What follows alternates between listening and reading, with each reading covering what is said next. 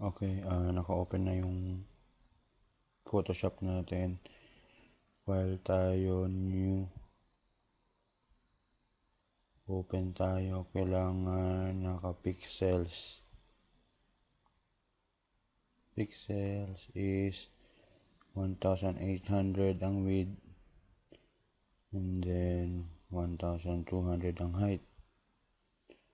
Then RGB color 8-bit, white background. Then click OK. Yan ang size ng 4R. Okay. And then gagawa tayo ng background. So usually hahanap tayo sa internet.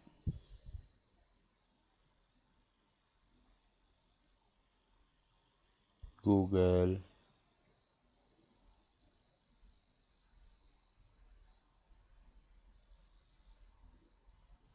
And then halimbawa green or yellow wedding background.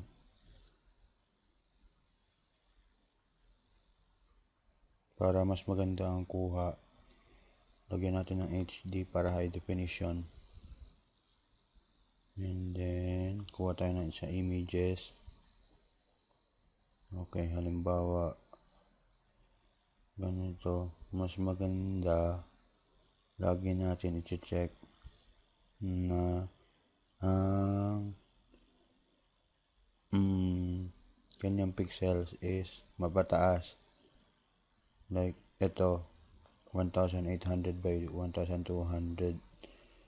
Click natin siya, wait natin na mag-load.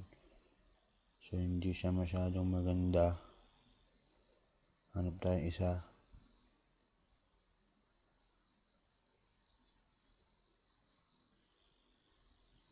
Halimbawa ganito na lang.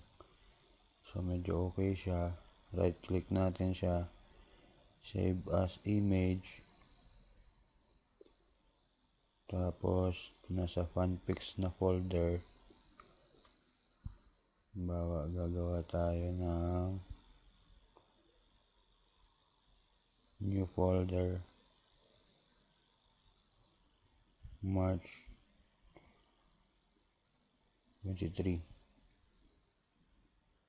Click natin March 23, dapat naka JPEG siya, and then save. So once na download na siya, open natin yung image na yon sa D fanpic, then March 23 kung saan siya nakasave. Open with, lagi natin naka-open with lagi. Tapos about Adobe Photoshop. So magkakaroon siya ng bagong window, hindi na-touch yung isang window natin.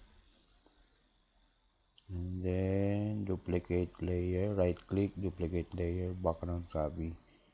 So every pagbukas lagi natin i-remind na pag nagbukas tayo ng bagong background or nagbukas tayo ng bagong picture, lagi natin tatandaan na magkaroon tayo ng duplicate layer.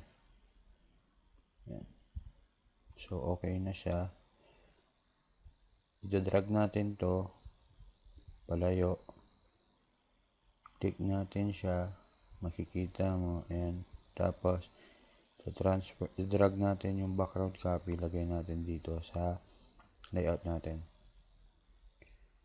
Ngayon, so hindi siya sakto, press Ctrl T para ma-drag natin. Yan. So para hindi siya ma-pixelate, minsan ang ginagawa ko, Shift Ctrl click para hindi siya mag-pixelate, hindi mag-resize yung picture. And then ganyan. Okay. Background copy.